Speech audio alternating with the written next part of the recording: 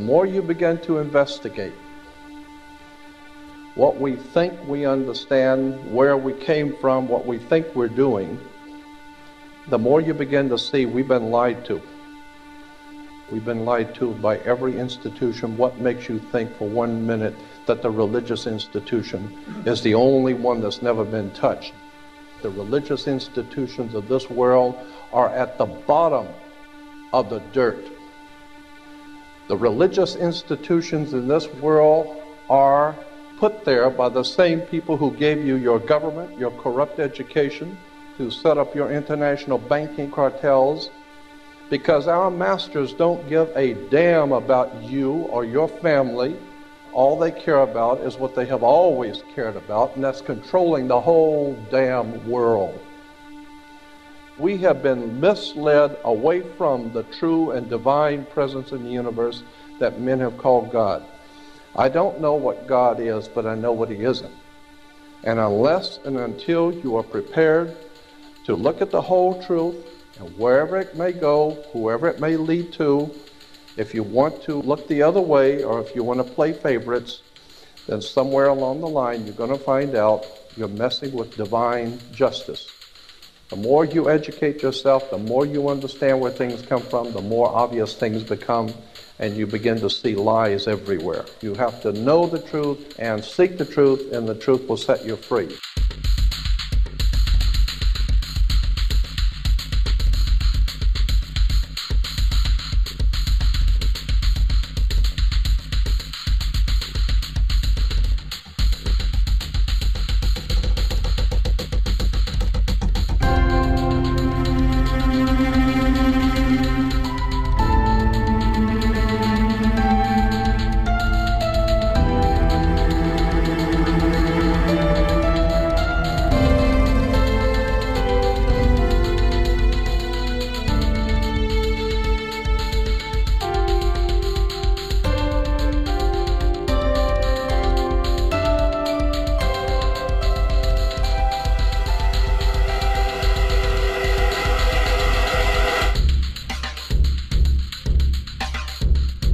Because I got to tell you the truth, folks. I got to tell you the truth. When it comes to bullshit, big time, major league bullshit, you have to stand in awe of the all-time champion of false promises and exaggerated claims, religion. Think about it. Religion has actually convinced people that there's an invisible man living in the sky who watches everything you do every minute of every day. And the invisible man has a special list of 10 things he does not want you to do. And if you do any of these 10 things, he has a special place full of fire and smoke and burning and torture and anguish, where he will send you to live and suffer and burn and choke and scream and cry forever and ever till the end of time. But he loves you. He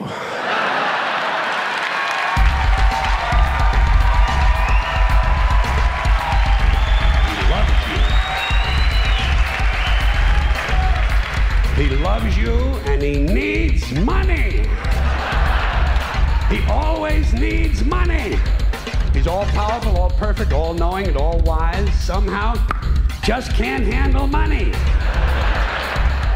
Religion takes in billions of dollars, they pay no taxes, and they always need a little more. Now, you talk about a good bullshit story. Holy shit.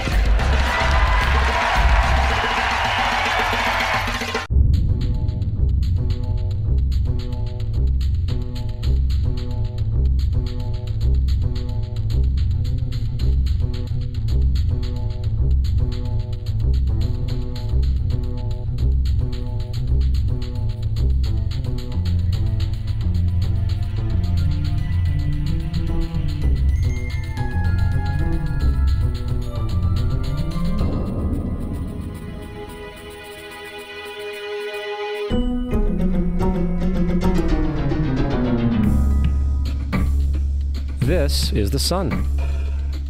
As far back as 10,000 BC, history is abundant with carvings and writings reflecting people's respect and adoration for this object. And it is simple to understand why, as every morning the sun would rise, bringing vision, warmth, and security, saving man from the cold, blind, predator-filled darkness of night.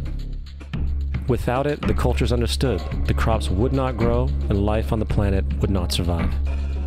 These realities made the sun the most adorned object of all time. Likewise, they were also very aware of the stars.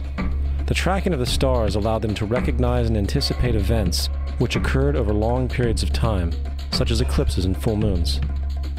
They in turn cataloged celestial groups into what we know today as constellations. This is the cross of the zodiac, one of the oldest conceptual images in human history. It reflects the sun as it figuratively passes through the 12 major constellations over the course of a year. It also reflects the 12 months of the year, the 4 seasons, and the solstices and equinoxes. The term zodiac relates to the fact that constellations were anthropomorphized or personified as figures or animals. In other words, the early civilizations did not just follow the sun and stars, they personified them with elaborate myths involving their movements and relationships. The sun, with its life-giving and saving qualities, was personified as a representative of the unseen creator or God, God's Son, the light of the world, the savior of humankind. Likewise, the 12 constellations represented places of travel for God's Son, and were identified by names, usually representing elements of nature that happened during that period of time. For example, Aquarius, the water bearer, who brings the spring rains.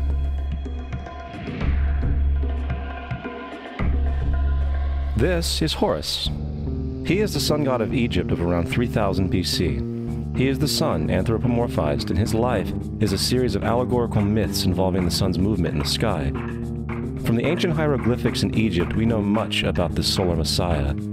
For instance, Horus, being the sun or the light, had an enemy known as Set, and Set was the personification of the darkness or night.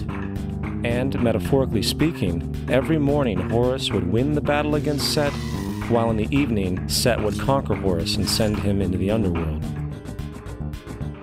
It is important to note that dark versus light, or good versus evil, is one of the most ubiquitous mythological dualities ever known, and is still expressed on many levels to this day. Broadly speaking, the story of Horus is as follows. Horus was born on December 25th of the Virgin Isis Mary. His birth was accompanied by a star in the east, which, in turn, 3 kings followed to locate and adorn the newborn Savior. At the age of 12, he was a prodigal child teacher, and at the age of 30, he was baptized by a figure known as Anup, and thus began his ministry. Horus had 12 disciples he traveled about with, performing miracles such as healing the sick and walking on water. Horus was known by many gestural names such as the Truth, the Light, God's Anointed Son, the Good Shepherd, the Lamb of God, and many others. After being betrayed by Typhon, Horus was crucified, buried for 3 days, and thus resurrected. These attributes of Horus, whether original or not, seem to permeate many cultures of the world, for many other gods are found to have the same general mythological structure. Attis of Phrygia, born of the Virgin Nana on December 25th, crucified, placed in a tomb, and after 3 days was resurrected. Krishna of India, born of the Virgin Devaki, with a star in the east signaling his coming. He performed miracles with his disciples, and, upon his death, was resurrected. Dionysus of Greece, born of a virgin on December 25th, was a traveling teacher who performed miracles such as turning water into wine. He was referred to as the King of Kings, God's only begotten Son, the Alpha and Omega, and many others. And, upon his death, he was resurrected. Mithra of Persia, born of a virgin on December 25th, he had 12 disciples and performed miracles, and upon his death was buried for 3 days and thus resurrected. He was also referred to as the Truth, the Light, and many others. Interestingly, the sacred day of worship of Mithra was Sunday. The fact of the matter is, there are numerous saviors from different periods from all over the world which subscribe to these general characteristics. The question remains, why these attributes? Why the virgin birth on December 25th? Why dead for 3 days in the inevitable resurrection? Why 12 disciples or followers? To find out, let's examine the most recent of the solar messiahs.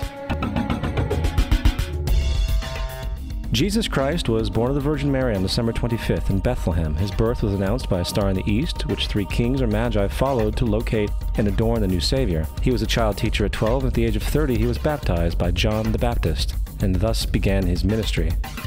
Jesus had 12 disciples, which he traveled about with, performing miracles such as healing the sick, walking on water, raising the dead. He was also known as the King of Kings, the Son of God, the Light of the World, the Alpha and Omega, the Lamb of God, and many, many others. After being betrayed by his disciple Judas and sold for 30 pieces of silver, he was crucified, placed in a tomb, and after 3 days was resurrected and ascended into heaven.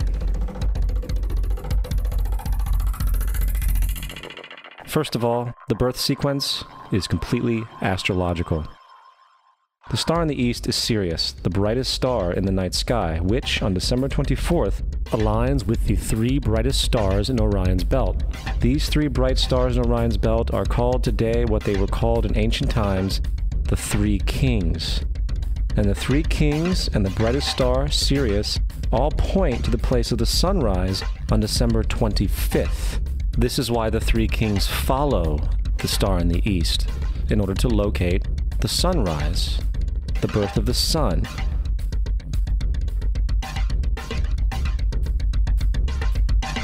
The Virgin Mary is the constellation Virgo, also known as Virgo the Virgin. Virgo in Latin means virgin. The ancient glyph for Virgo is the altered M. This is why Mary, along with other virgin mothers, such as Adonis's mother Myra or Buddha's mother Maya, begin with an M. Virgo is also referred to as the house of bread, and the representation of Virgo is a virgin holding a sheaf of wheat. This house of bread and its symbol of wheat represents August and September, the time of harvest. In turn, Bethlehem in fact literally translates to house of bread. Bethlehem is thus a reference to the constellation Virgo, a place in the sky, not on Earth. There's another very interesting phenomenon that occurs around December 25th, or the winter solstice. From the summer solstice to the winter solstice, the days become shorter and colder. And from the perspective of the northern hemisphere, the sun appears to move south and get smaller and more scarce. The shortening of the days and the expiration of the crops when approaching the winter solstice symbolize the process of death to the ancients. It was the death of the sun. And by December 22nd, the sun's demise was fully realized, for the sun, having moved south continually for 6 months, makes it to its lowest point in the sky. Here a curious thing occurs. The sun stops moving south, at least perceivably, for 3 days. And during this 3-day pause, the sun resides in the vicinity of the Southern Cross, or Crux, constellation. And after this time, on December 25th, the sun moves 1 degree, this time north, foreshadowing longer days, warmth, and spring. And thus it was said, the sun died on the cross, was dead for 3 days, only to be resurrected or born again. This is why Jesus and numerous other sun gods share the crucifixion, 3-day death, and resurrection concept. It is the sun's transition period before it shifts its direction back into the northern hemisphere, bringing spring and thus salvation. However, they did not celebrate the resurrection of the sun until the spring equinox, or Easter. This is because at the spring equinox, the sun officially overpowers the evil darkness, as daytime thereafter becomes longer in duration than the night, and the revitalizing conditions of spring emerge. Now, probably the most obvious of all the astrological symbolism around Jesus regards the 12 disciples. They are simply the 12 constellations of the zodiac, which Jesus, being the sun, travels about with. In fact, the number 12 is replete throughout the Bible.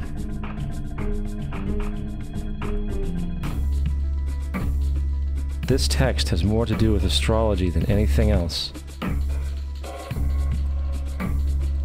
Coming back to the cross of the zodiac, the figurative life of the sun, this was not just an artistic expression or tool to track the sun's movement. It was also a pagan spiritual symbol, the shorthand of which looked like this. This is not a symbol of Christianity. It is a pagan adaptation of the cross of the zodiac.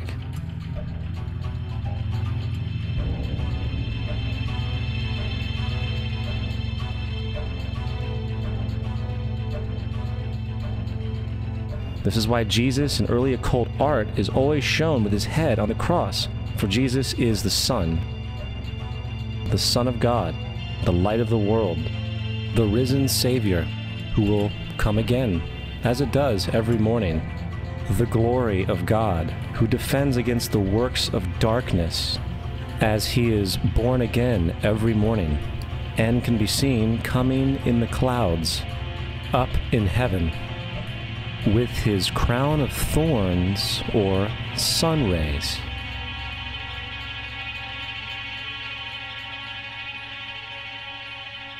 Now, of the many astrological, astronomical metaphors in the Bible, one of the most important has to do with the ages.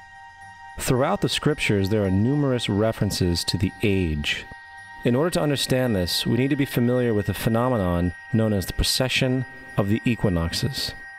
The ancient Egyptians, along with cultures long before them, recognized that approximately every 2150 years, the sunrise on the morning of the spring equinox would occur in a different sign of the zodiac. This has to do with a slow, angular wobble that the Earth maintains as it rotates on its axis. It is called a precession because the constellations go backwards rather than through the normal yearly cycle. The amount of time it takes for the precession to go through all 12 signs is roughly 25,765 years. This is also called the Great Year, and ancient societies were very aware of this, and they referred to each 2150-year period as an age. From 4300 BC to 2150 BC, it was the age of Taurus, the bull. From 2150 BC to 1 AD, it was the age of Aries, the ram. And from 1 AD to 2150 AD, it is the age of Pisces, the age we are still in to this day. And in and around 2150, we will enter the new age, the age of Aquarius. Now, the Bible reflects, broadly speaking, a symbolic movement through 3 ages while foreshadowing a 4th. In the Old Testament, when Moses comes down Mount Sinai with the 10 Commandments, he is very upset to see his people worshiping a golden bull calf. In fact, he shattered the stone tablets and instructed his people to kill each other in order to purify themselves. Most biblical scholars will attribute this anger to the fact that the Israelites were worshiping a false idol or something to that effect. The reality is, the golden bull is Taurus the bull, and Moses represents the new age of Aries the ram. This is why Jews even today still blow the ram's horn. Moses represents the new age of Aries, and upon the new age, everyone must shed the old age. Other deities mark these transitions as well, such as Mithra, a pre-Christian god who kills the bull in the same symbology. Now Jesus is the figure who ushers in the age following Aries, the age of Pisces, or the 2 fish. Fish symbolism is very abundant in the New Testament. Jesus feeds 5,000 people with bread and 2 fish. When he begins his ministry walking along Galilee, he befriends 2 fishermen who follow him. And I think we have all seen the Jesus fish on the back of people's cars. Little do they know what it actually means. It is a pagan astrological symbolism for the sun's kingdom during the age of Pisces. Also, Jesus' assumed birth date is essentially the start of this age. At Luke 22:10, when Jesus is asked by his disciples where the next Passover will be after he is gone, Jesus replies, "Behold, when ye are entered into the city, there shall a man meet you, bearing a pitcher of water. Follow him into the house where he entereth in." This scripture is by far one of the most revealing of all the astrological references. The man bearing the pitcher of water is Aquarius, the water bearer, who is always pictured as a man pouring out a pitcher of water. He represents the age after Pisces, and when the sun, God's Son, leaves the age of Pisces, Jesus, it will go into the house of Aquarius, as Aquarius follows Pisces in the precession of the equinoxes. All Jesus is saying is that after the age of Pisces will come the age of Aquarius.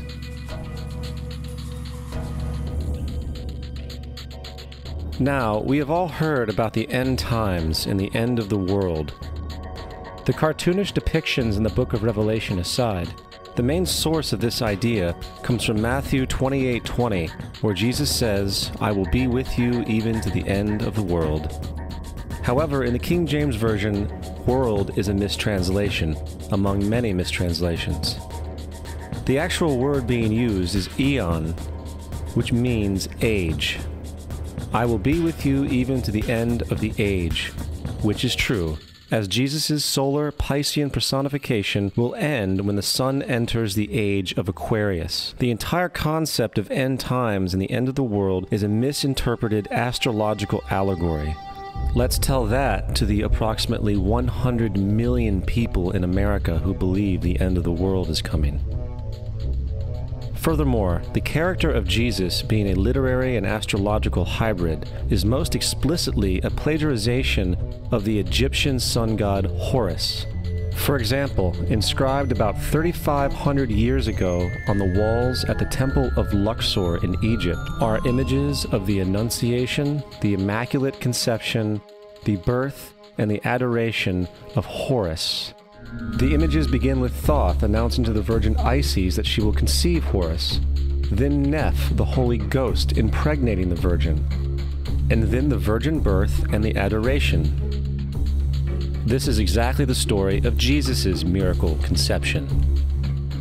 In fact, the literary similarities between the Egyptian religion and the Christian religion are staggering.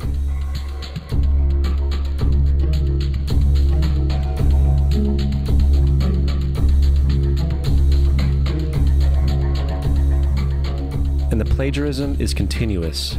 The story of Noah and Noah's Ark is taken directly from tradition. The concept of the Great Flood is ubiquitous throughout the ancient world, with over 200 cited claims in different periods and times. However, one need look no further for a pre-Christian source than the Epic of Gilgamesh, written in 2600 BC. This story talks of a great flood commanded by God, an ark with saved animals upon it, and even the release and return of a dove, all held in common with the biblical story, among many other similarities. And then there is the plagiarized story of Moses. Upon Moses' birth, it is said that he was placed in a reed basket and set adrift in a river in order to avoid infanticide. He was later rescued by a daughter of royalty and raised by her as a prince. This baby in a basket story was lifted directly from the myth of Sargon of Akkad of around 2250 BC. Sargon was born, placed in a reed basket in order to avoid infanticide, and set adrift in a river. He was in turn rescued and raised by Aki, a royal midwife. Furthermore, Moses is known as the lawgiver, the giver of the Ten Commandments, the Mosaic Law. However, the idea of a law being passed from God to a prophet up on a mountain is also a very old motif. Moses is just another lawgiver in a long line of lawgivers in mythological history. In India, Manu was the great lawgiver. In Crete, Minos ascended Mount Dicta, where Zeus gave him the sacred laws, while in Egypt there was Meses, who carried stone tablets and upon them the laws of God were written. Manu, Minos, Meses, Moses. And as far as the Ten Commandments, they are taken outright from spell 125 in the Egyptian Book of the Dead. What the Book of the Dead phrased, "I have not stolen," became "Thou shalt not steal." "I have not killed," became "Thou shalt not kill." "I have not told lies," became "Thou shalt not bear false witness," and so forth. In fact, the Egyptian religion is likely the primary foundational basis for the Judeo-Christian theology. Baptism, afterlife, final judgment, virgin birth, death and resurrection, crucifixion, the Ark of the Covenant, circumcision, saviors, Holy Communion, Great Flood, Easter, Christmas, Passover, and many, many more are all attributes of Egyptian ideas long predating Christianity and Judaism. Justin Martyr, one of the first Christian historians and defenders, wrote, "When we say that he, Jesus Christ, our teacher, was produced without sexual union, was crucified and died and rose again and ascended into heaven, we propound nothing different from what you believe regarding those who you esteem sons of Jupiter. In a different writing, Justin Martyr said, "He was born of a virgin, except this in common with what you believe of Perseus." It's obvious that Justin and other early Christians knew how similar Christianity was to the pagan religions. However, Justin had a solution. As far as he was concerned, the devil did it. The devil had the foresight to come before Christ and create his characteristics in the pagan world. Fundamentalist Christianity, fascinating. These people actually believe the world is 12,000 years old. Swear to God. I actually asked one of these guys, okay, dinosaur fossils. He says, dinosaur fossils? God put those here to test our faith.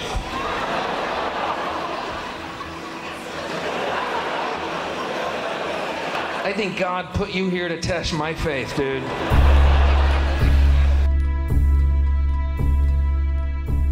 The Bible is nothing more than an astrotheological literary hybrid, just like nearly all religious myths before it. In fact, the aspect of transference of one character's attributes to a new character can be found within the book itself. In the Old Testament, there is the story of Joseph. Joseph was a prototype for Jesus. Joseph was born of a miracle birth. Jesus was born of a miracle birth. Joseph was of 12 brothers. Jesus had 12 disciples. Joseph was sold for 20 pieces of silver. Jesus was sold for 30 pieces of silver. Brother Judah suggests the sale of Joseph. Disciple Judas suggests the sale of Jesus. Joseph began his work at the age of 30. Jesus began his work at the age of 30. The parallels go on and on. Furthermore, is there any non-biblical historical evidence of any person living with the name Jesus, the son of Mary, who traveled about with 12 followers, healing people and the like? There are numerous historians who lived in and around the Mediterranean, either during or soon after the assumed life of Jesus. How many of these historians document this figure? Not one. However, to be fair, that doesn't mean defenders of the historical Jesus haven't claimed the contrary. 4 historians are typically referenced to justify Jesus' existence. Pliny the Younger, Suetonius, and Tacitus are the first 3. Each one of their entries consists of only a few sentences at best, and only referred to Christus or the Christ, which in fact is not a name but a title. It means the Anointed One. The 4th source is Josephus, and this source has been proven to be a forgery for hundreds of years. Sadly, it is still cited as truth. You would think that a guy who rose from the dead and ascended into heaven for all eyes to see and performed the wealth of miracles acclaimed to him would have made it into the historical record. It didn't, because once the evidence is weighed, there are very high odds that the figure known as Jesus did not even exist.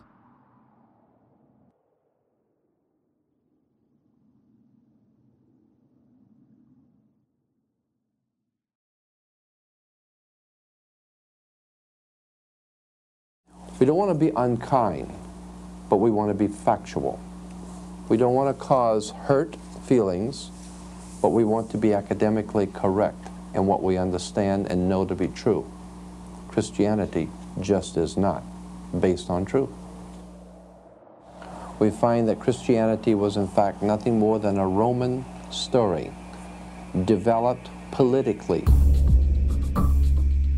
The reality is, Jesus was the solar deity of the Gnostic Christian sect, and like all other pagan gods, he was a mythical figure. It was the political establishment that sought to historize the Jesus figure for social control. By 325 AD in Rome, Emperor Constantine convened the Council of Nicaea. It was during this meeting that the politically motivated Christian doctrines were established, and thus began a long history of Christian bloodshed and spiritual fraud. And for the next 1600 years, the Vatican maintained a political stranglehold on all of Europe, leading to such joyous periods as the Dark Ages, along with enlightening events such as the Crusades and the Inquisition.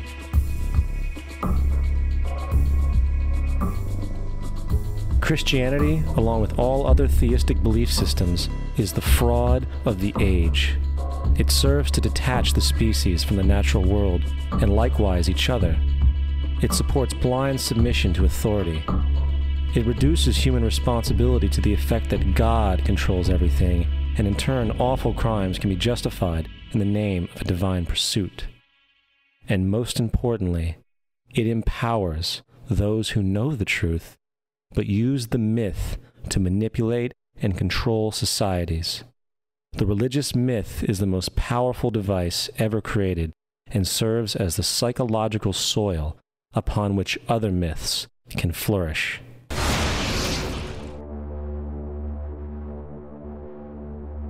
A myth is an idea that, while widely believed, is false. In a deeper sense, in the religious sense, a myth serves as an orienting and mobilizing story for a people.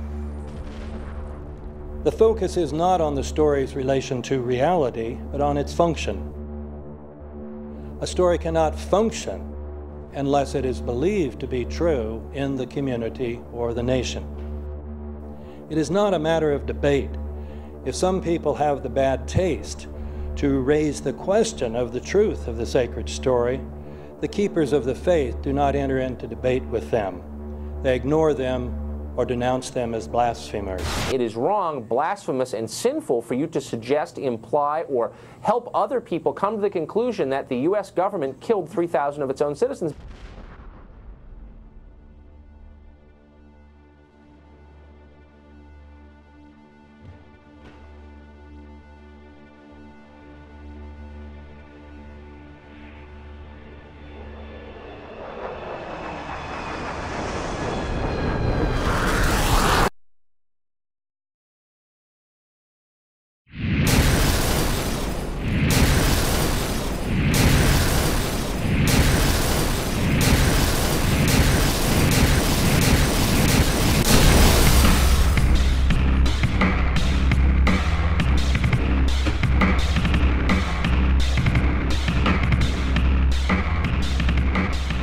As if a demolition team set off when you see the old demolitions of these old buildings. It looks like one of those scenes of an old building being purposely dynamited and blown up. Anybody who's ever watched a building being demolished on purpose knows that if you're going to do this, you have to get at the under-infrastructure of a building and bring it down. The way the structure is collapsing, this was the result of something that was planned. It's not accidental that the first tower just happened to collapse and then the second tower just happened to collapse in exactly the same way.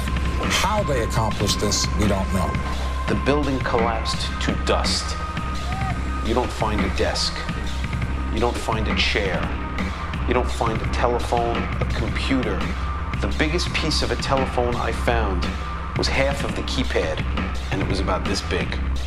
What happened to the concrete? The concrete was pulverized from river to river. There was dust, powder, 2-3 inches thick. The concrete was just pulverized. Reminiscent of those pictures we've all seen too much on television before, when a building was deliberately destroyed by well-placed dynamite to knock it down. If they had detonated, if they were planned to take down a building. I heard a second explosion. There was a heavy-duty explosion. Then there was some secondary explosions and then the subsequent collapses. An explosion blew and it knocked everybody over. To me, it sounded like an explosion. It sounded like gunfire. Bang, bang, bang, bang, bang. And then all of a sudden, 3 big explosions. We heard a big explosion coming down. And then the entire top of the building just blew up. We saw some kind of explosion. By the force of the explosions. Big explosion. Blew us back into the 8th floor. Then we get to the lobby. This is a big explosion. The lobby looked as though a bomb had exploded there. A huge explosion now, raining debris. It's been a huge explosion. Huge explosion that we all heard and felt. We just witnessed some kind of follow-up explosion. We heard a very loud blast explosion. A secondary explosion at Tower 1 camp. That is another bomb going off. He thinks that there were actually devices that were planted in the building. Planted in the building.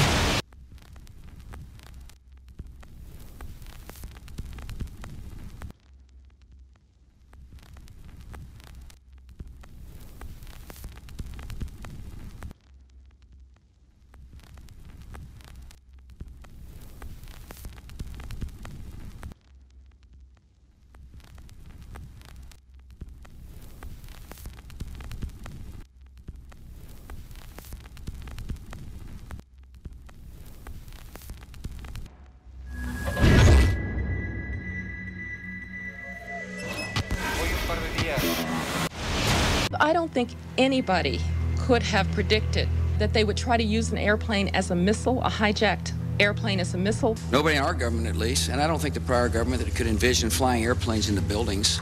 No specific threat involving really a domestic operation or involving what happened, obviously, the city's airliner and so forth. There were no warning signs that I'm aware of. USA Today reports that in the 2 years before the attacks on September the 11th, NORAD conducted exercises using hijacked airliners as weapons. And one target was the World Trade Center.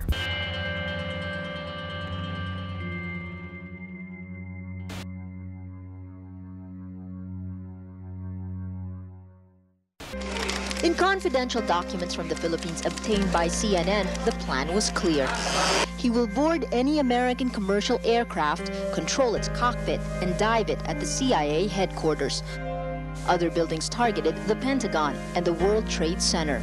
Security in counterterrorism was blinking red, in the words of George Tenet, that the warnings of an imminent attack were so severe that something dramatic should have been done. It was unparalleled. Instead, our president went on a month-long vacation.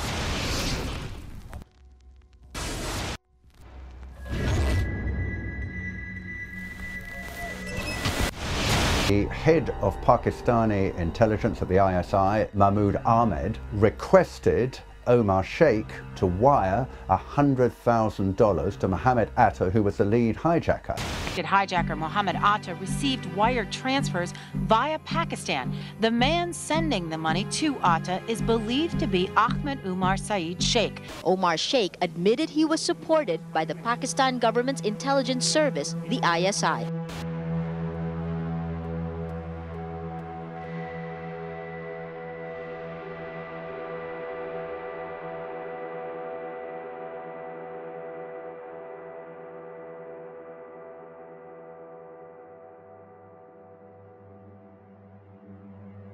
Although we are told that 4 or 5 of the alleged hijackers were on each of the flights.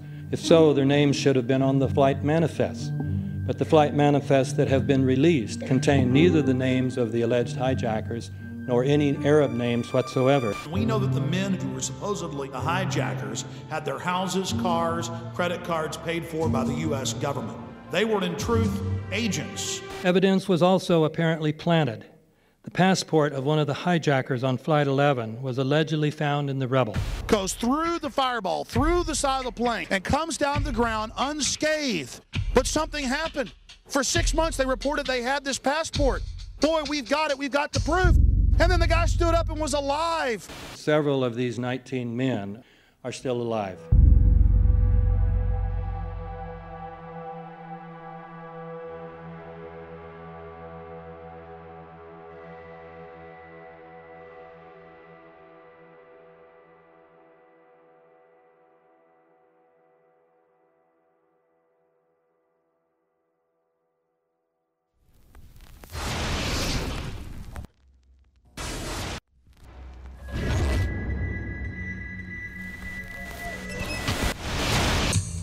Of course we're after Saddam Hussein, bin Laden. He's January 2001, the Bush administration orders the FBI and intelligence agencies to back off investigations involving the bin Laden family, including 2 of Osama bin Laden's relatives, who were living, guess where, in Falls Church, Virginia, right next to CIA headquarters. When he was already America's most wanted criminal, he reportedly spent 2 weeks in the American hospital in Dubai, was treated by an American doctor, and visited by the local CIA agent. We have not seen one piece of evidence that links Osama bin Laden directly to the planning stages of September 11th. This failure to provide proof was later said to be unnecessary because bin Laden, in a video allegedly found in Afghanistan, admitted responsibility for the attacks. This confession is now widely cited as proof. But the man in this video has darker skin, fuller cheeks, and a broader nose than the Osama bin Laden of all other videos. We again seem to have planted evidence. In 1976, Osama's older brother Salim bin Laden hired a man in Texas by the name of Jim Bath to handle all the investments in the United States for the bin Laden family. Jim Bath also happens to be a personal, almost lifelong friend and former Air National Guard pilot with George W. Bush. The connections between the Bushes and the bin Ladens become much more clear when George Herbert Walker Bush made trips to Saudi Arabia in 1998 and 2000 to meet with the bin Laden family on behalf of a company called the Carlyle Group.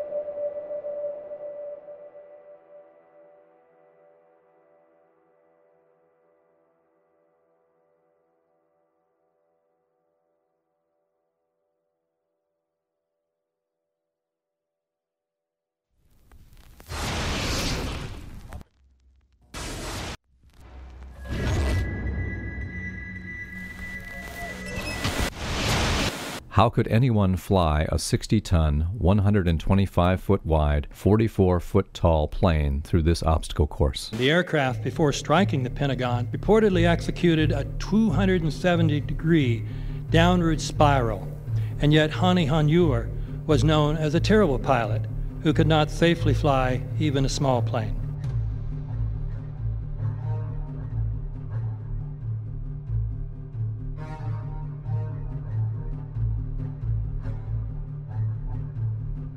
No seats, no luggage, no bodies. Nothing but bricks and limestone. The official explanation is that the intense heat from the jet fuel vaporized the entire plane. Flight 77 had 2 Rolls-Royce engines made of steel and titanium alloy and weigh 6 tons each. It is scientifically impossible, but 12 tons of steel and titanium was vaporized by jet fuel. We're also told that the bodies were able to be identified either by their fingerprints or by the DNA.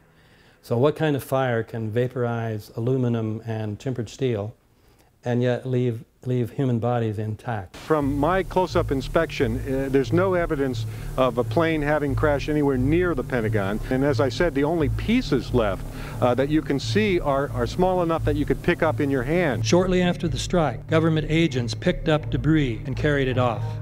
The entire lawn was covered with dirt and gravel, so that any remaining forensic evidence was literally covered up. The videos from security cameras, which would show what really hit the Pentagon, were immediately confiscated by agents of the FBI, and the Department of Justice has to this day refused to release them. If these videos would prove that the Pentagon was really hit by a 757, most of us would assume the government would release them.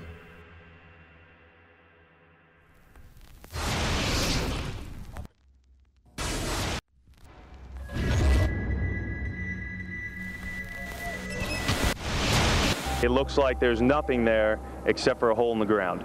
Basically, that's right. The only thing you could see from where we were was a big gouge in the earth and some broken trees. We could see some people walking around in the area, but from where we could see, there wasn't much left. Any large pieces of debris at all? No, there was nothing that you could distinguish that a plane had crashed there.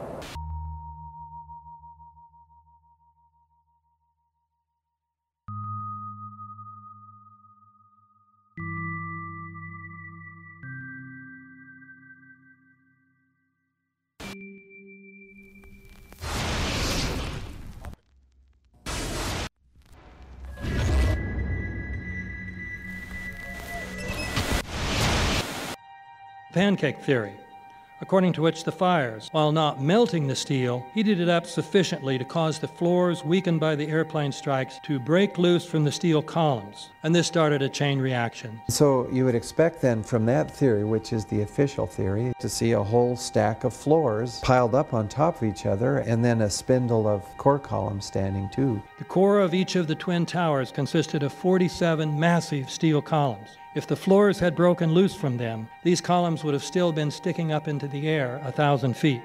The plane did not cut all those core columns. We designed the buildings to take the impact of the Boeing 707 hitting the building at any location. The building probably could sustain multiple impacts of jetliners. That the plane flew straight into the building. Through him, right. Yeah. So you're saying that the building was actually designed to cope with a hole like that and still survive? Yeah, it was. If you had dropped, say, a billiard ball From the top of the World Trade Center, 110 floors up there, it would have taken 8 to 10 seconds to hit the ground, encountering no resistance whatsoever. The Twin Towers came down in nearly free-fall speed. 200,000 tons of steel shatters and explodes outwards over 500 feet. This means that floors shattered at an average rate of about 10 floors per second. There is no scenario for a pancake effect of buildings falling that allows them to fall at the rate of free fall. Now what can do that? What can move mass out of the way? Explosives.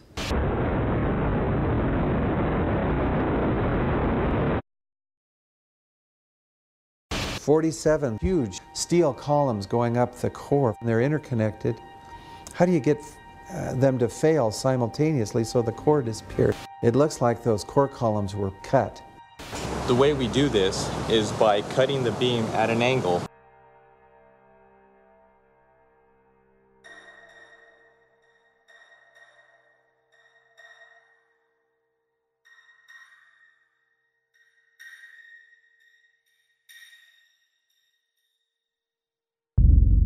I started looking at the molten metal.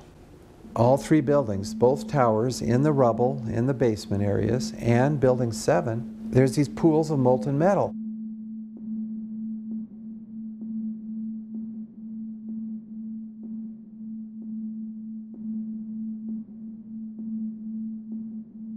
You'd get down below and you'd see molten steel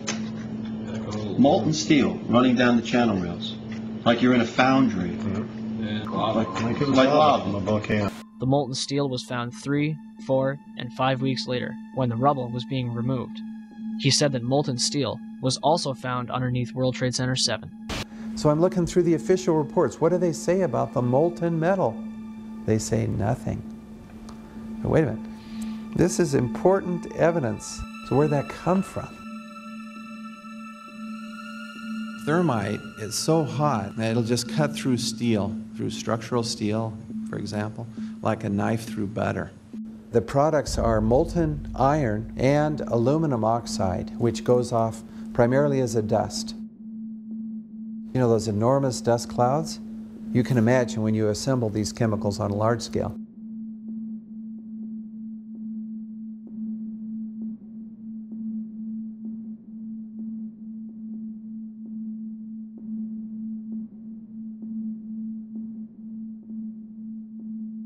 Molten metal pools under both towers after they collapsed, and Building 7. Now, Building 7 wasn't even hit by a jet.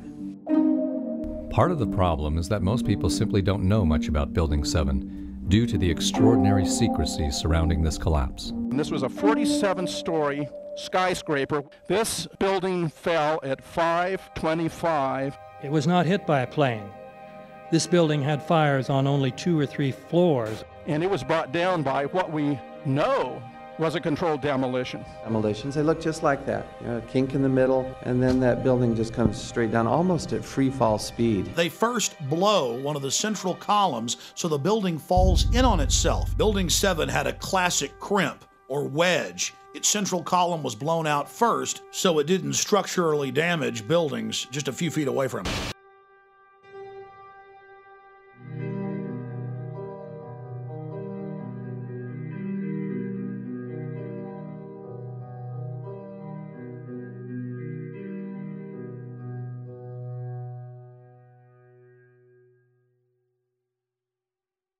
Our office was on the B1 level. As I was talking to a supervisor at 8:46, and all of a sudden we hear, boom!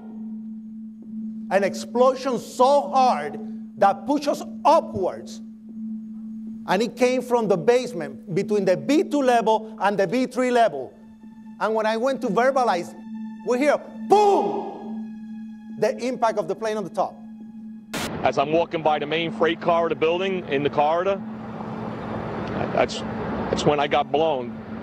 I mean, the impact of the explosion threw me to the floor, and that's when everything started happening. All of a sudden, a big impact happened again, and all the ceiling tile was falling down, the light fixtures were falling. You know, you got to go clear across the whole from 1 to 2 World Trade Center, and then all of a sudden, it happened all over again. Something else hit us to the floor. Right in the basement, you felt it. Walls were caving in, everything that was going on. I mean, I know of people that got killed in the basement. I know of people that got broken legs in the basement. People that got reconstructive surgery because the walls hit them in the face.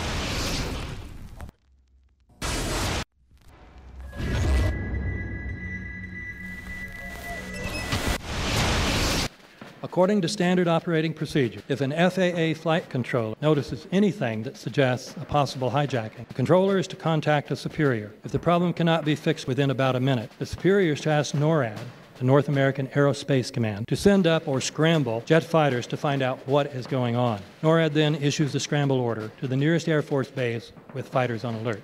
But although interceptions usually occur within 10 or so minutes, in this case, 80 or so minutes had elapsed before fighters were even airborne. It's a mind-bending anomaly. Not a single U.S. Air Force interceptor turns a wheel until it's too late. There are no jets at all. What if they were so confused and had been so deliberately confused that they couldn't respond?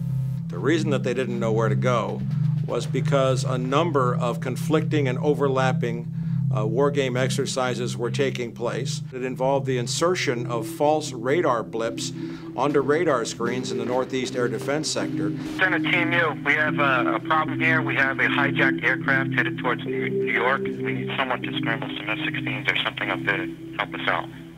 Is this real world or exercise? Is this real world or exercise? There was another exercise, Vigilant Warrior, which was, in fact, according to a NORAD source, a live-fly hijack drill being conducted at the same time. With only 8 available fighter aircraft, and they have to be dispatched in pairs, they were dealing with as many as 22 possible hijacks on the day of 9/11, and they couldn't separate the war game exercises from the actual hijacks.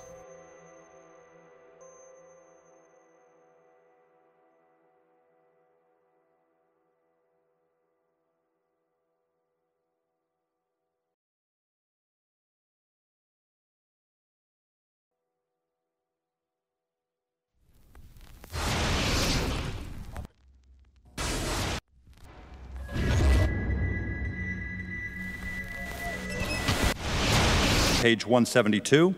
The U.S. government has not been able to determine the origin of the money used for the 9/11 attacks. Ultimately, the question is of little practical significance.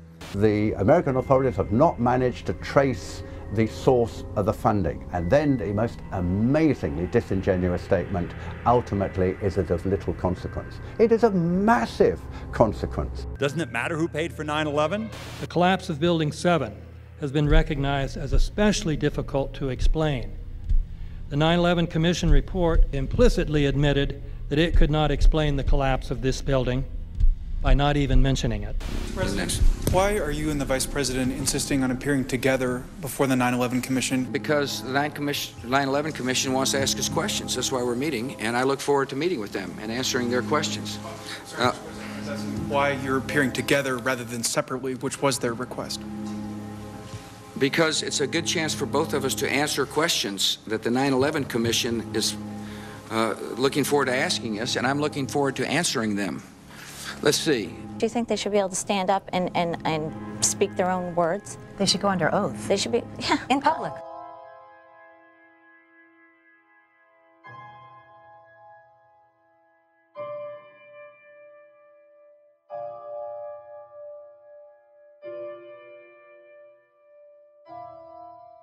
Don't you think that the families deserve to have a transcript or to be able to see what you Adam, said? you asked me that question yesterday. I got the same answer, yeah.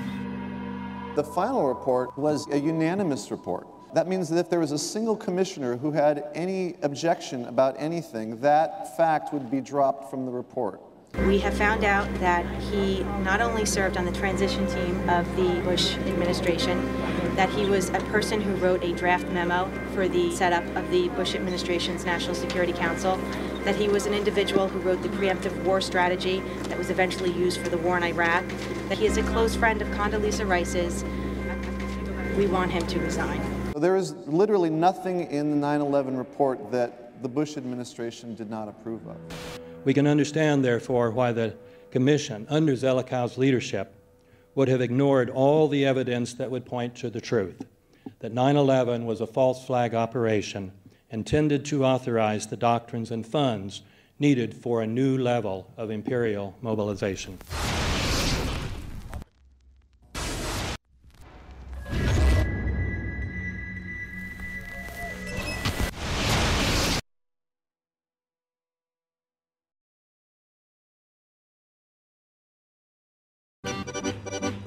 Armed with knives, armed with chemical, biological, nuclear weapons. Fanatics, terrorists, September 11th. September 11th, killers, September 11th, terrorists. Terrorists of Al-Qaeda, terrorists, nuclear weapons, terrorists. 9/11, terror, terrorist, evil. September 11th, September 11th. The terrorists, war and danger. September 11th, terrorism, global terrorism, terrorism, terrorists. Terrorists, terrorists, terrorists, terrorists, the terror. Terrorists, terrorist, terrorism. September 11th, global terrorism, terrorists. Terrorism. September 11th, world terrorism, terrorism. September 11th, global terrorism. September the 11th, terror. Weapons of mass destruction. September the 11th, terrorists, the evil terrorists, no. Terrorism. The words are hypnotically repeated. Terrorism, terrorist, terrorist threat, and of course, believed to be linked to Al-Qaeda. But it's the so-called war on terrorism that's in our faces practically 24/7 as the inescapable focus of our existence. One day, our grandchildren will look back on this time and ask, how was the war on terror won? The entire U.S. ruling class, ruling elite, comes to see terrorism as the preferred means, indeed the only means, to provide social cohesion, to provide an enemy image for the society to keep it together. According to neocon theory from Carl Schmitt, you have to have an enemy image in order to have a society. It's a very dangerous thing because now it means that the entire social order, the political parties, intellectual life, politics in general, all based on a monstrous myth. Monstrous myth.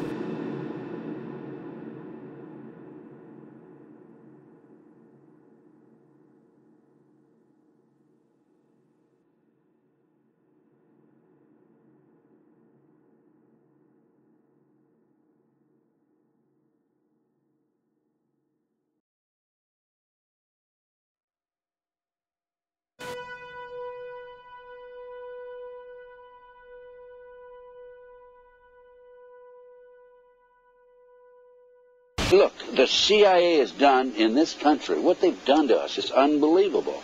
Look at the terrorist acts that have occurred. The CIA behind most, if not all of them. We had the Marine Barracks. We had our embassy in Kenya.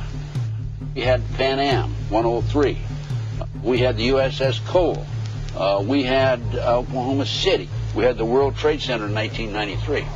That helped the terrorists blow up the World Trade Center the first time. They built the bomb. They got the driver's license. The informant, the FBI informant, a fellow named Salam, a 43-year-old former Egyptian army officer, he was given the assignment to put the bomb together. And he went to his supervisor, his FBI supervisor, and said, we're going to put a dummy bomb in here, right? And the FBI supervisor said, no, we're going to put a real bomb. The FBI actually carried out the attack on the World Trade Center in 1993. They actually hired Ahmad Salam and paid him $1 million and gave him real explosives, a detonator, and told him to build a bomb and to give it to the foolish people that he was controlling to allow them to attack the World Trade Center complex. Unfortunately for them, there were only 6 people killed, not enough to pass the legislation. So what happened is 2 years later, April 19, 1995, down comes Oklahoma City Murrah building, 168 people killed. 1 year later, the anti-terrorism legislation that takes away many of our constitutional rights and civil liberties is passed.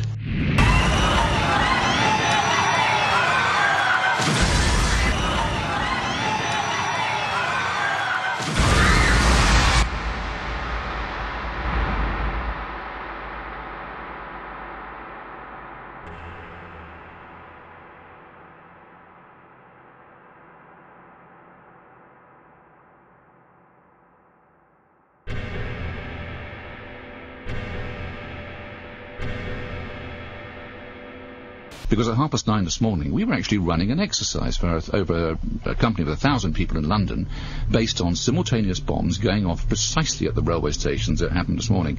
So I still have the hairs on the back of my neck standing upright. To get this quite straight, you were running an exercise to see how you would cope with this, and it happened while you were running the exercise? Precisely.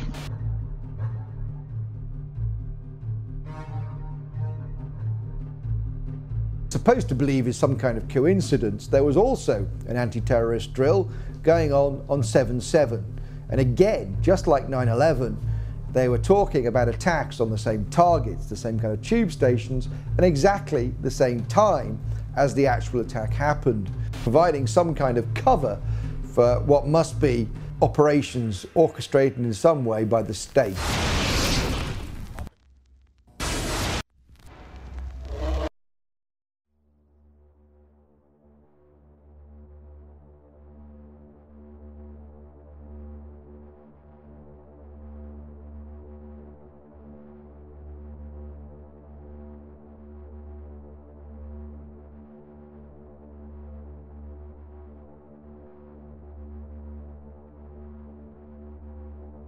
I am absolutely appalled at how much people in this country do not think. We are given to understand that, that an Arabic guy out there up in the mountains financed the most elaborate attack on this country. Do you think some people in a cave, were able to have NORAD stand down? Do you think that people in a cave were able to have all of this happen? And when I think about how many Americans were killed in New York City, and believing as I do that this thing was a setup job, this is a textbook operation that Nazis used, and they've used it over and over again. America has been suckered in one more time. I don't have to tell you things are bad. Everybody knows things are bad. The dollar buys a nickel's worth.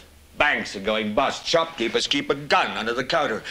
Punks are running wild in the street, and there's nobody anywhere who seems to know what to do, and there's no end to it. We know the air is unfit to breathe, and our food is unfit to eat. We sit watching our TVs while some local newscaster tells us that today we had 15 homicides and 63 violent crimes, as if that's the way it's supposed to be. We know things are bad, worse than bad. They're crazy. It's like everything everywhere is going crazy, so we don't go out anymore. We sit in the house, and slowly the world we're living in is getting smaller, and all we say is, please, at least leave us alone in our living rooms. Let me have my toaster and my TV and my steel-belted radios, and I won't say anything. Just leave us alone. Well, I'm not going to leave you alone. I want you to get mad. I don't want you to protest. I don't want you to riot. I don't want you to write to your congressmen because I wouldn't know what to tell you to write. I don't know what to do about the depression and the inflation and the Russians and the crime in the street. All I know is that first, you've got to get mad. You've got to say, I'm a human being. God damn it. My life has value.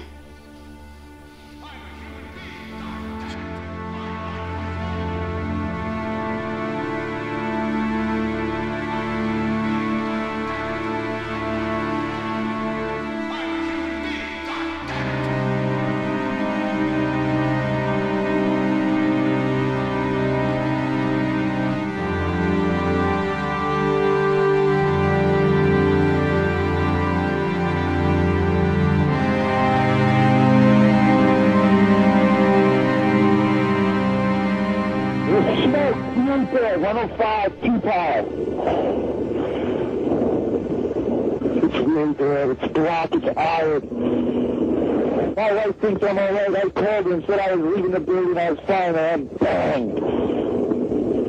To three of us, 2 broken windows. Oh, God!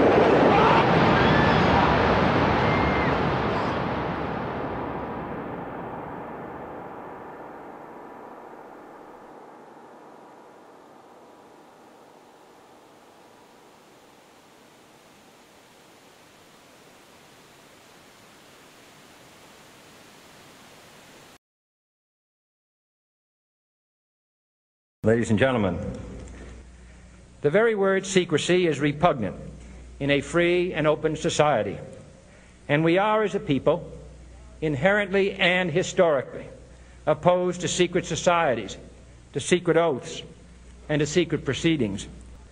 For we are opposed around the world by a monolithic and ruthless conspiracy that relies primarily on covert means for expanding its sphere of influence, on infiltration instead of invasion, on subversion instead of elections, on intimidation instead of free choice. It is a system which has conscripted vast human and material resources into the building of a tightly knit, highly efficient machine that combines military, diplomatic, intelligence, economic, scientific, and political operations. Its preparations are concealed, not published. Its mistakes are buried, not headlined. Its dissenters are silenced, not praised. No expenditure is questioned, no secret is revealed. That is why the Athenian lawmaker Solon decreed it a crime for any citizen to shrink from controversy. I am asking your help in the tremendous task of informing and alerting the American people, confident that with your help, man will be what he was born to be, free and independent.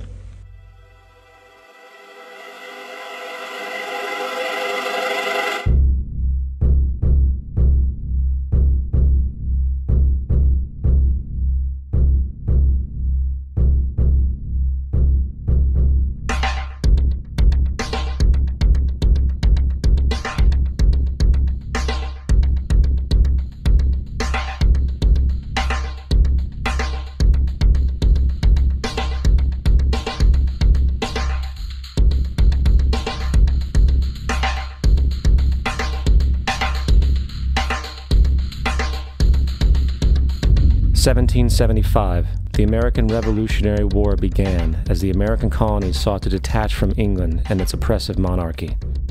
Though many reasons are cited for the revolution, one in particular sticks out as the prime cause: that King George III of England outlawed the interest-free, independent currency the colonies were producing and using for themselves, in turn forcing them to borrow money from the Central Bank of England at interest, immediately putting the colonies into debt.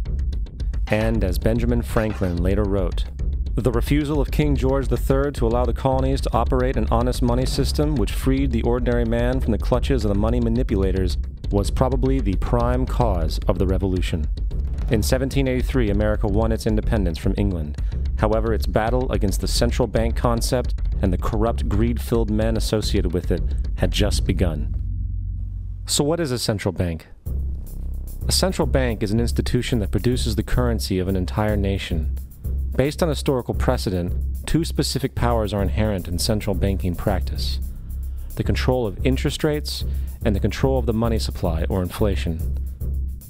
The central bank does not simply supply a government's economy with money, it loans it to them at interest. Then, through the use of increasing and decreasing the supply of money, the central bank regulates the value of the currency being issued. It is critical to understand that the entire structure of this system can only produce one thing in the long run: debt. It doesn't take a lot of ingenuity to figure this scam out. For every single dollar produced by the central bank is loaned at interest. That means every single dollar produced is actually the dollar plus a certain percent of debt based on that dollar. And since the central bank has the monopoly over the production of the currency for the entire country, and they loan each dollar out with immediate debt attached to it, where does the money to pay for the debt come from? It can only come from the central bank again, which means the central bank has to perpetually increase its money supply to temporarily cover the outstanding debt created, which in turn, since that new money is loaned out at interest as well, creates even more debt. The end result of this system without fail is slavery, for it is impossible for the government and thus the public to ever come out of the self-generating debt. The founding fathers of this country were well aware of this.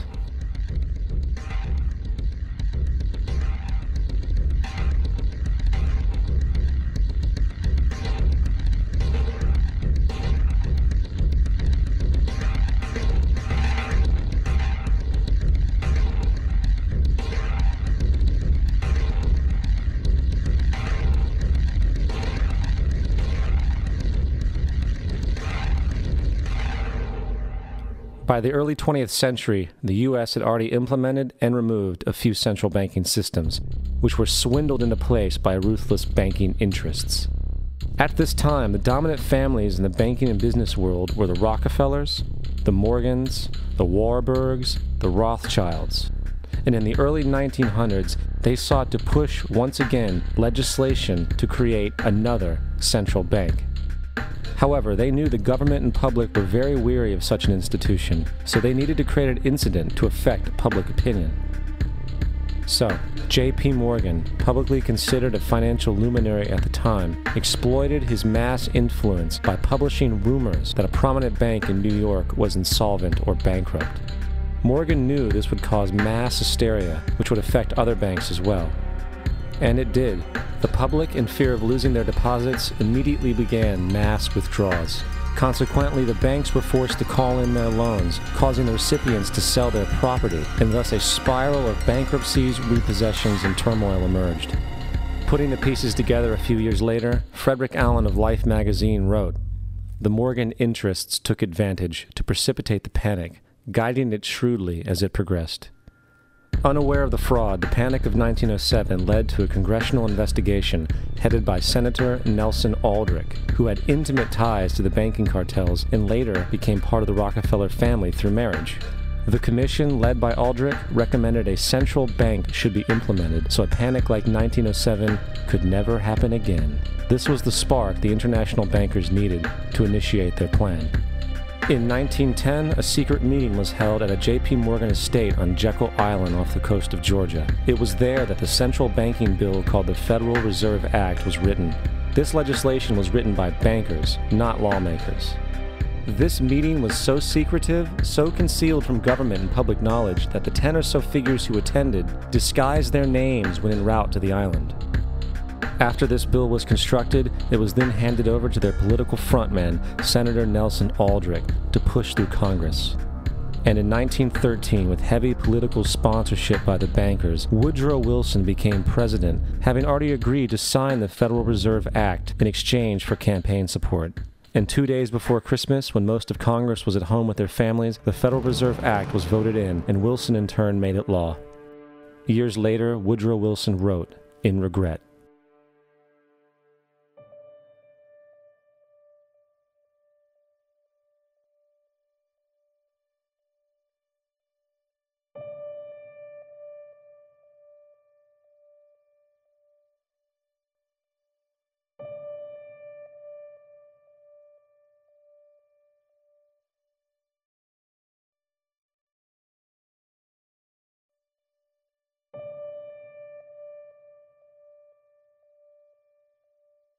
Congressman Louis McFadden also expressed the truth after the passage of the bill. A world banking system was being set up here, a superstate controlled by international bankers, acting together to enslave the world for their own pleasure. The Fed has usurped the government. Now, the public was told that the Federal Reserve System was an economic stabilizer, and inflation and economic crises were a thing of the past. Well, as history has shown, nothing is further from the truth. The fact is, the international bankers now had a streamlined machine to expand their personal ambitions. It's alive! It's alive! It's alive! For example, from 1914 to 1919, the Fed increased the money supply by nearly 100%, resulting in extensive loans to small banks and the public. Then, in 1920, the Fed called in mass percentages of the outstanding money supply, thus resulting in the supporting banks having to call in huge numbers of loans, and, just like 1907, bank runs, bankruptcy, and collapse occurred. Over 5,400 competitive banks outside of the Federal Reserve System collapsed, further consolidating the monopoly of the small group of international bankers.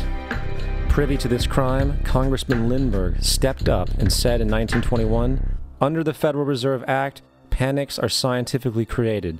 The present panic is the first scientifically created one, worked out as we figure a mathematical equation." However, the Panic of 1920 was just a warm-up. From 1921 to 1929, the Fed again increased the money supply, resulting once again in extensive loans to the public and banks.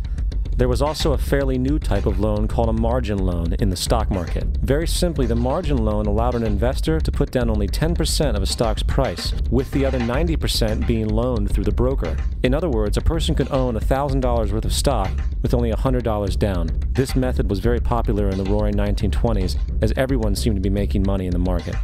However, there was a catch to this loan. It could be called in at any time and had to be paid within 24 hours. This is termed a margin call, and the typical result of a margin call is the selling of the stock purchased with the loan. So, a few months before October in 1929, J.D. Rockefeller, Bernard Baruch, and other insiders quietly exited the market. And on October 24th, 1929, the New York financiers who furnished the margin loans started calling them in masse. This sparked an instantaneous, massive sell-off in the market, for everyone had to cover the margin loans. It then triggered mass bank runs for the same reason, in turn collapsing over 16,000 banks, enabling the conspiring international bankers to not only buy up rival banks at a discount, but to also buy up whole corporations at pennies on the dollar. It was the greatest robbery in American history. But that didn't stop there. Rather than expanding the money supply in order to recover from this economic collapse, the Fed actually contracted it, fueling one of the largest depressions in history.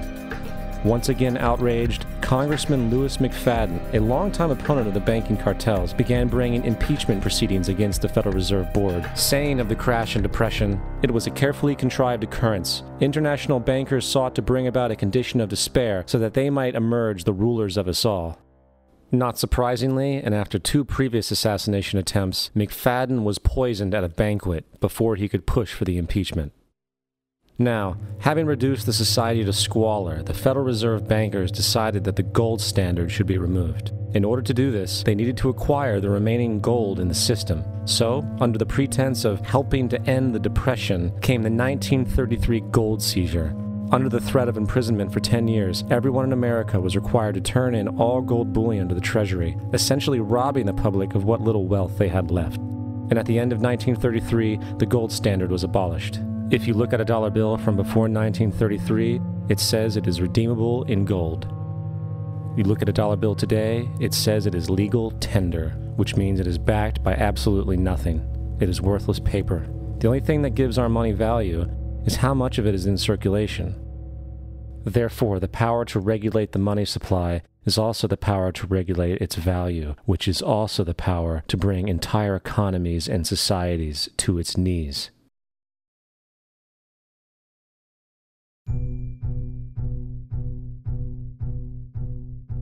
It's important to clearly understand, the Federal Reserve is a private corporation. It is about as Federal as Federal Express. It makes its own policies and is under virtually no regulation by the U.S. government. It is a private bank that loans all the currency at interest to the government, completely consistent with the fraudulent central banking model that the country sought to escape from when it declared independence in the American Revolutionary War. Now, going back to 1913, the Federal Reserve Act was not the only unconstitutional bill pushed through Congress. They also pushed the federal income tax. It's worthwhile to point out that the American public's ignorance towards the federal income tax is a testament to how dumbed down and oblivious the American population really is. First of all, the federal income tax is completely unconstitutional, as it is a direct, unapportioned tax. All direct taxes have to be apportioned to be legal based on the Constitution. Secondly, the required number of states in order to ratify the amendment to allow the income tax was never met, and this has even been cited in modern court cases.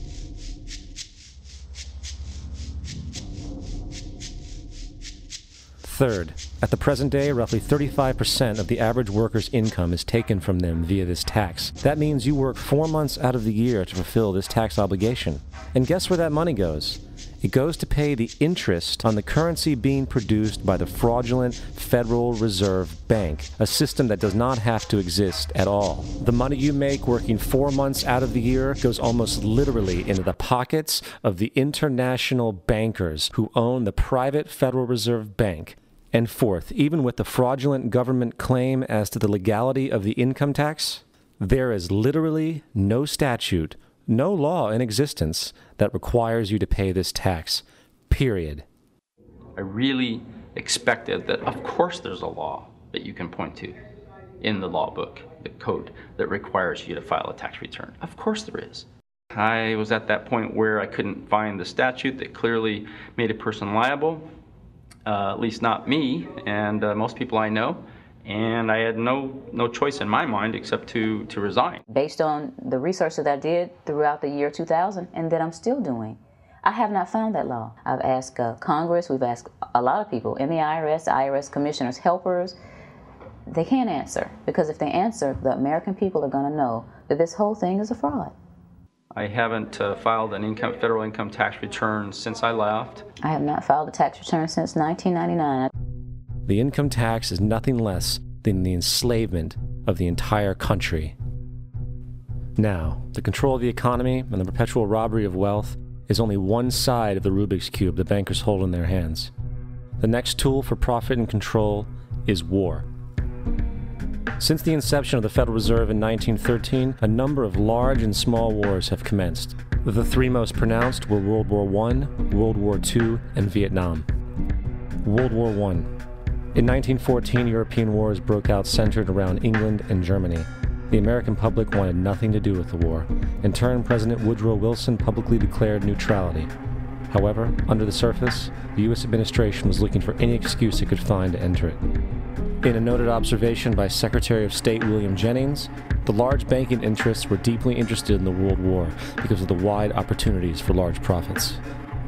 It's important to understand that the most lucrative thing that can happen for the international bankers is war, for it forces the country to borrow even more money from the Federal Reserve Bank at interest. Woodrow Wilson's top advisor and mentor was Colonel Edward House, a man with intimate connections with the international bankers who wanted in the war.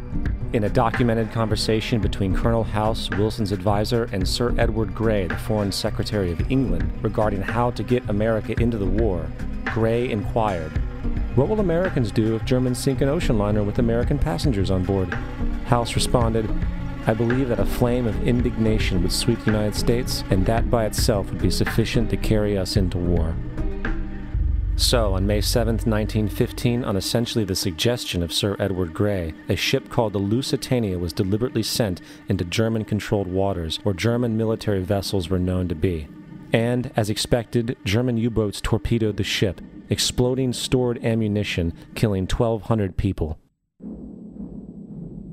To further understand the deliberate nature of this setup, the German embassy actually put advertisements in the New York Times telling people that if they boarded the Lusitania, they did so at their own risk, as such a ship sailing from America to England through the war zone would be liable to destruction. In turn, and as anticipated, the sinking of the Lusitania caused a wave of anger among the American population, and America entered the war a short time after. The First World War caused 323,000 American deaths. J.D. Rockefeller made $200 million off of it.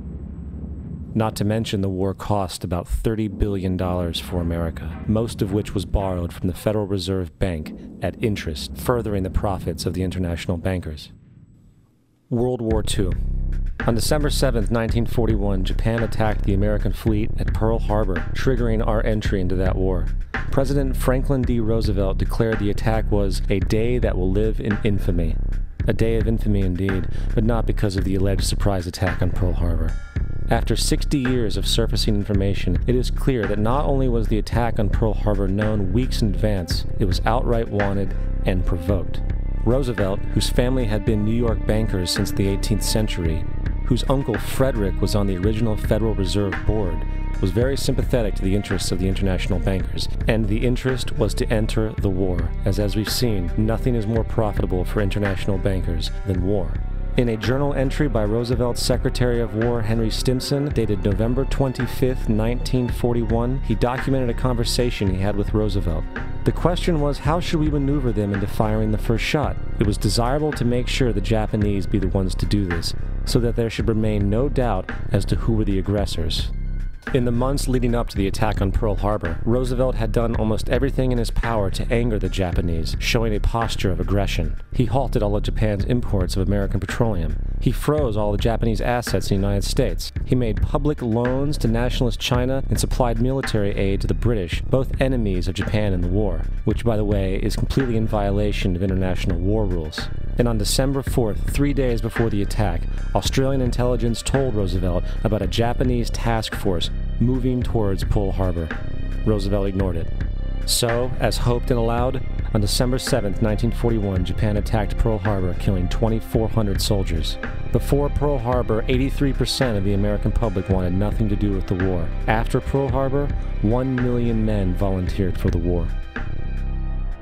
It is important to note, Nazi Germany's war effort was largely supported by two organizations, one of which was called IG Farben. IG Farben produced 84% of Germany's explosives, and even the Zyklon B used in the concentration camps to kill millions. One of the unspoken partners of IG Farben was J.D. Rockefeller's Standard Oil Company in America. In fact, the German Air Force could not operate without a special additive patented by Rockefeller Standard Oil.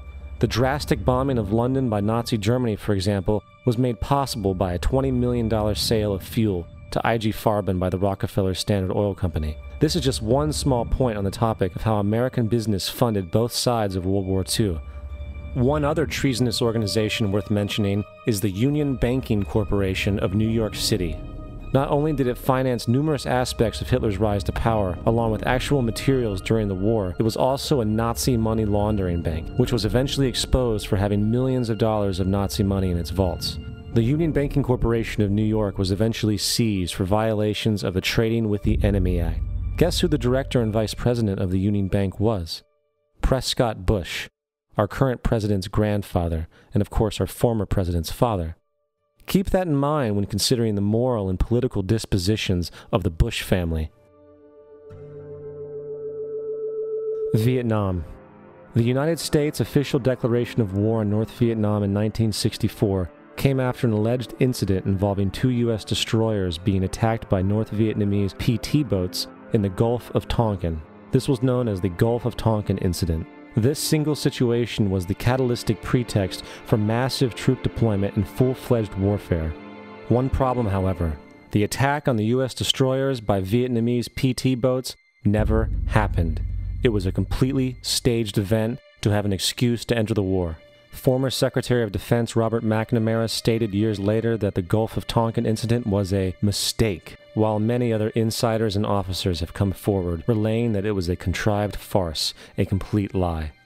Once in the war, it was business as usual. In October 1966, President Lyndon Johnson lifted trading restrictions on the Soviet bloc, knowing full well that the Soviets were providing upwards of 80% of North Vietnam's war supplies.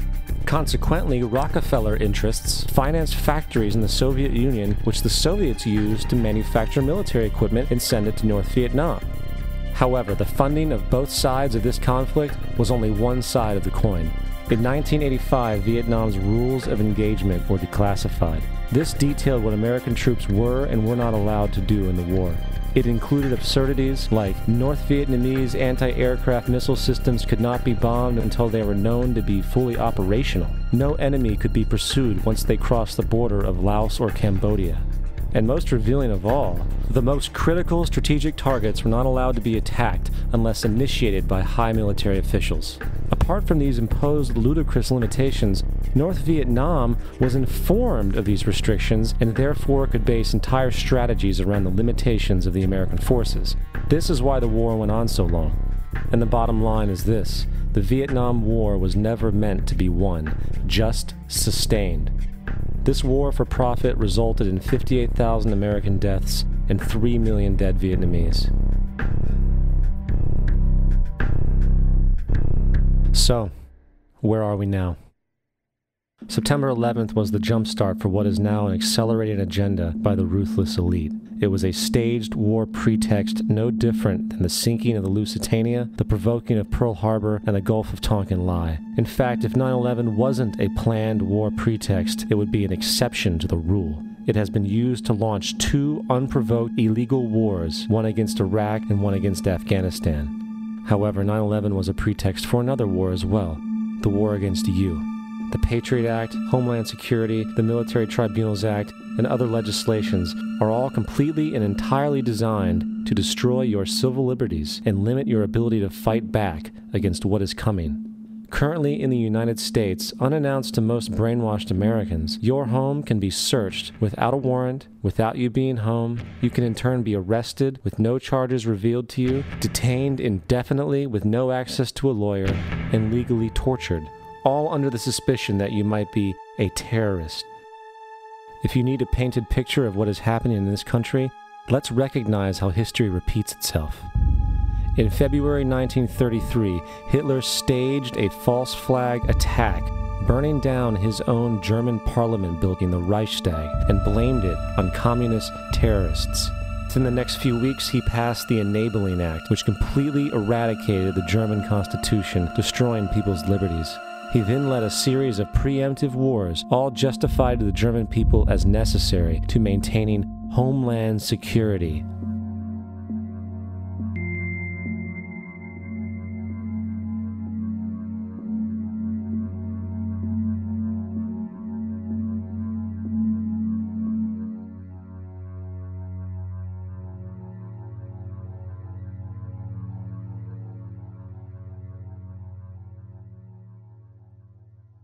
Am Schicksal des Kommunismus und der sich mit ihm verbrüdernden anderen Organisationen ändert dies nichts. Our enemy is a radical network of terrorists and every government that supports them. It's time to wake up. The people in power go out of their way to make sure that you are perpetually misled and manipulated. The majority's perception of reality, especially in the political arena, is not their own. It is shrewdly imposed upon them without them even knowing it. For example, the public at large actually believes the invasion of Iraq is going badly, as sectarian violence doesn't seem to stop. What the public fails to see is that the destabilization of Iraq is exactly what the people behind the government want. This war is to be sustained so the region can be divided up, domination of the oil maintained, continual profits reaped for the defense contractors, and most importantly, permanent military bases established to be used as a launching pad against other oil-bearing, non-conforming countries such as Iran and Syria. For further implication that the civil war and destabilization is purely intentional, in 2005, 2 elite British SAS officers were arrested by Iraqi police after being caught driving around in their car shooting at civilians while dressed up as Arabs. After being arrested and taken to a jail in Basra, the British Army immediately requested the release of these men. When the Basra government refused, British tanks came in and physically broke out the men from the Basra prison. If you wish to destroy an area, how do you do it? Well, there are 2 ways. You can go in there and bomb it and so forth, but that is not very efficient. What you do is you try to get the people in that area to kill each other and to destroy their own territory, their own farms, and that's what's been done in that area. The way in which you destroy an opponent is get him to destroy himself by dividing his ranks against one another. Then you feed both sides. You have agents feeding both sides, inflaming both sides, and they kill each other off. And it's time that some of us woke up to this reality, to understand that people who try to maintain empires and create empires do it by manipulating the people they're trying to conquer. You might want to ask yourself why the entire culture is utterly saturated with mass media entertainment from all sides, while the educational system in America continues its stupefying downward slide since the U.S. government decided to take over and subsidize the public school system. What your government pays for, it gets. When we understand that, then we look at government-financed institutions of education and see the kind of students and the kind of education that's being turned out by these government-financed schools. Logic will tell you that if what is being turned out in those schools was not in accord with what the state and the federal government wanted, then it would change it. The bottom line is that the government is getting what they have ordered. They do not want your children to be educated. They do not want you to think too much. That is why our country and our world has become so proliferated with entertainments, mass media, television shows, amusement parks, drugs, alcohol, and every kind of entertainment to keep the human mind entertained, so that you don't get in the way of important people by doing too much thinking. You had better wake up and understand that there are people who are guiding your life and you don't even know it. We're in a lot of trouble because you people and 62 million other Americans are listening to me right now, because less than 3% of you people read books, because less than 15% of you read newspapers, because the only truth you know is what you get over this tube. Right now, there is an entire generation that never knew anything that didn't come out of this tube. This tube is the gospel, the ultimate revelation. This tube can make or break presidents, popes, prime ministers. This tube is the most awesome goddamn force in the whole godless world. And woe is us if it ever falls into the hands of the wrong people. And when the largest company in the world controls the most awesome goddamn propaganda force in the whole godless world, who knows what shit will be peddled for truth on this network. So you listen to me. Listen to me. Television is not the truth. Television is a goddamn amusement park. Television is a circus, a carnival, a traveling troupe of acrobats, storytellers, dancers, singers, jugglers, sideshow freaks, lion tamers, and football players. We're in the boredom-killing business. But you people sit there day after day, night after night, all ages, colors, creeds. We're all you know. You're beginning to believe the illusions we're spinning here. You're beginning to think that the tube is reality and that your own lives are unreal. You do whatever the tube tells you. You dress like the tube. You eat like the tube. You raise your children like the tube. You even think like the tube. This is mass madness, you maniacs. In God's name, you people are the real thing. We are the illusion. The last thing the men behind the curtain want is a conscious, informed public capable of critical thinking, which is why a continually fraudulent zeitgeist is output via religion, the mass media, and the educational system. They seek to keep you in a distracted, naive bubble, and they are doing a damn good job of it. In 2005, an arrangement between Canada, Mexico, and the United States was made. This arrangement, unannounced to the public, unregulated by Congress, merges the United States, Mexico, and Canada into one entity, erasing all borders. It's called the North American Union, and you might want to ask yourself why you've never heard of this. In fact, there is only one mainstream reporter who has actually heard of and has had the courage to cover this issue. The Bush administration's open borders policy and its decision to ignore the enforcement of this country's immigration laws is part of a broader agenda. President Bush signed a formal agreement that will end the United States as we know it, and he took the step without approval from either the U.S. Congress or the people of the United States. It's a deal that few have even heard of. It's being done again by very few people at the very top on behalf of the investment class, but the working class of people, political officials across our country, from communities, from cities and so forth, they don't know anything about this. This isn't some trade agreement. It is a total removal of sovereignty from these countries, which will also result in a completely new currency called the Amero. Fall. Apart from that, I think one thing people who are dollar-based need to focus on is the Amero. That's the one thing that nobody's talking about that I think is going to have a big impact on everybody's life in Canada, the U.S., and Mexico. The Amero is the proposed new currency for the North American community, which is being developed right now between Canada, the U.S., and Mexico to make a borderless community, much like the EU, and the dollar, Canadian dollar, U.S. dollar, and the Mexican peso replaced by the Amero. By default of this agreement, the American Constitution will eventually be obsolete. You would think that a situation like this would be on the cover of every major newspaper. That is until you realize that the people who are behind this movement are the same people behind the mainstream media, and you are not told what you're not supposed to know. The North American Union is the same concept as the European Union, the African Union, and the soon-to-be Asian Union, and the same people are behind all of them. And, when the time is right, the North American Union, the European Union, the African Union, and the Asian Union will be merged together, forming the final stages of a plan these men have been working on for over 60 years. A one-world government.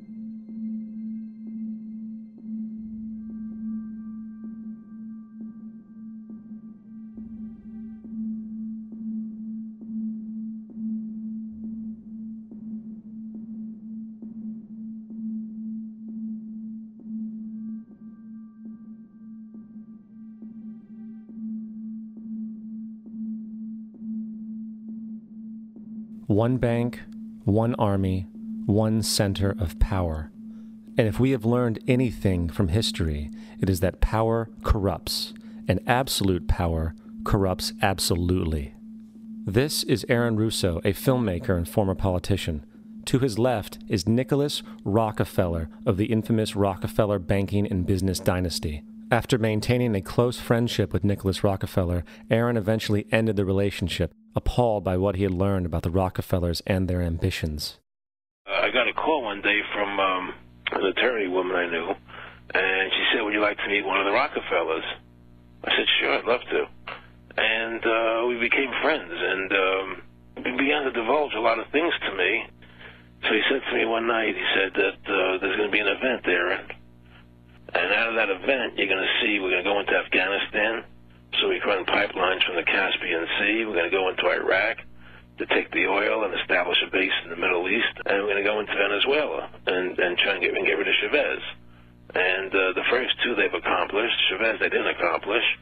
And he said you're going to see guys going into caves looking for looking for people that they're never going to find. You know, he was laughing about the fact that you have this war on terror. There's no real enemy. He's talking about how by having this war on terror, you can never win it because it's an eternal war. And so you can always keep taking people's liberties away. And I said, how are you going to convince people that this war is real? He said, but the media can convince everybody it's real. I mean, you know, it's just that you keep talking about things. You keep saying it over and over and over again, and eventually people believe it. You know, you created the Federal Reserve in 1913 through lies. You create 9/11, which is another lie. Through 9/11, then you're fighting a war on terror, and now all of a sudden you go into Iraq, which was another lie, and now they're going to do Iran. You know, and it's all one thing leading to another, leading to another, leading to another. Now, I would say to them, what are you doing this for? What's the point of this thing? You have all the money in the world you ever want. You have all the power. I said, you know, you're hurting people. It's not a good thing. And he would say, what do you care about the people for? Take care of yourself and you take care of your family. And then I said to him, what are the ultimate goals here? He said, the ultimate goal is to get everybody in this world chipped with the RFID chip and have all money be on those chips and everything on those chips. And if anybody wants to protest what we do or violate what we want, we just turn off that chip. That's right, microchipped. In 2005, Congress, under the pretense of immigration control and the so-called war on terrorism, passed the Real ID Act, under which it is projected by May 2008, you will be required to carry around a federal identification card, which includes on it a scannable barcode with your personal information. However, this barcode is only an intermediary step before the card is equipped with a VeriChip RFID tracking module, which will use radio frequencies to track your every move on the planet. If this sounds foreign to you, please note that the RFID tracking chip is already in all new American passports. And the final step is the implanted chip, which many people have already been manipulated into accepting under different pretenses. We have a Florida family who are really pioneers in a brave new world. They have volunteered to be the first ever to have microchip identification devices implanted into their body. After 9/11, I was really concerned with the security of my family. I wouldn't mind having something planted permanently in my arm that would identify me. In the end, everybody will be locked into a monitored control grid where every single action you perform is documented. And if you get out of line, they can just turn off your chip, for at that point in time, every single aspect of society will revolve around interactions with the chips. This is the picture that is painted for the future if you open your eyes to see it. A centralized one-world economy where everyone's moves and everyone's transactions are tracked and monitored, all rights removed. The most incredible aspect of all. These totalitarian elements will not be forced upon the people. The people will demand them. For the social manipulation of society through the generation of fear and division has completely detached humans from their sense of power and reality. A process which has been going on for centuries, if not millennia. Religion, patriotism, race, wealth, class, and every other form of arbitrary, separatist identification and thus conceit has served to create a controlled population, utterly malleable in the hands of the few. Divide and conquer is the motto, and as long as people continue to see themselves as separate from everything else, they lend themselves to being completely enslaved. The men behind the curtain know this, and they also know that if people ever realize the truth of their relationship to nature and the truth of their personal power, the entire manufactured zeitgeist they prey upon will collapse like a house of cards.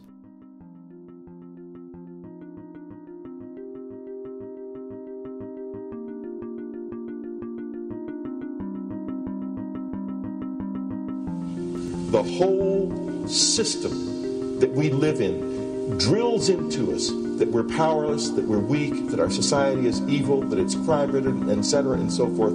It's all a big, fat lie. We are powerful, beautiful, extraordinary. There is no reason why we cannot understand who we truly are, where we are going. There is no reason why the average individual cannot be fully empowered. We are incredibly powerful beings.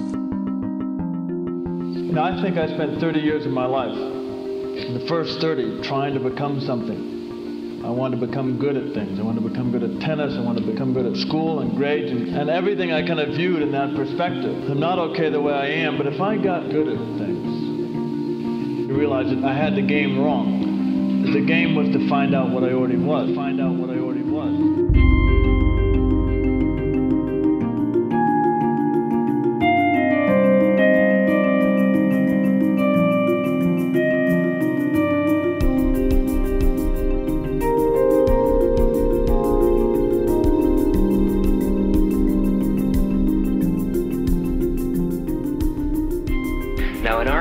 We've been trained for individual differences to stand out. So you look at each person, the immediate hit is brighter, dumber, older, younger, richer, poorer, and we make all these dimensional distinctions, put them in categories and treat them that way. And we get so that we only see others as separate from ourselves in the ways in which they're separate. And one of the dramatic characteristics of experience is being with another person and suddenly seeing the ways in which they are like you, not different from you, and experiencing the fact that which is essence in you and which is essence in me is indeed one. The understanding that there is no other. It is all one. And I wasn't born Richard Albert, I was just born as a human being, and then I learned this whole business of who I am and whether I'm good or bad or achieving or not, all that's learned along the way.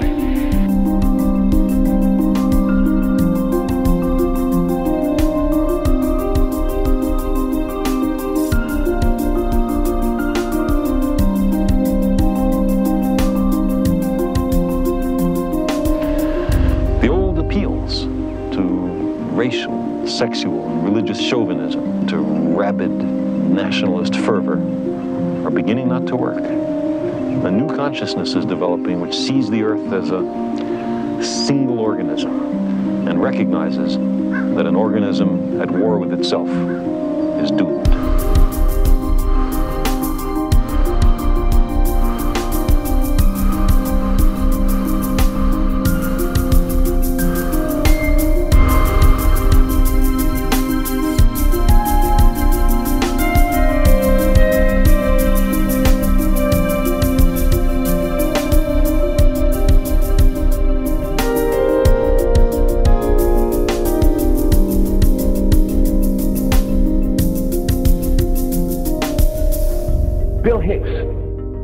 Finish his shows with this.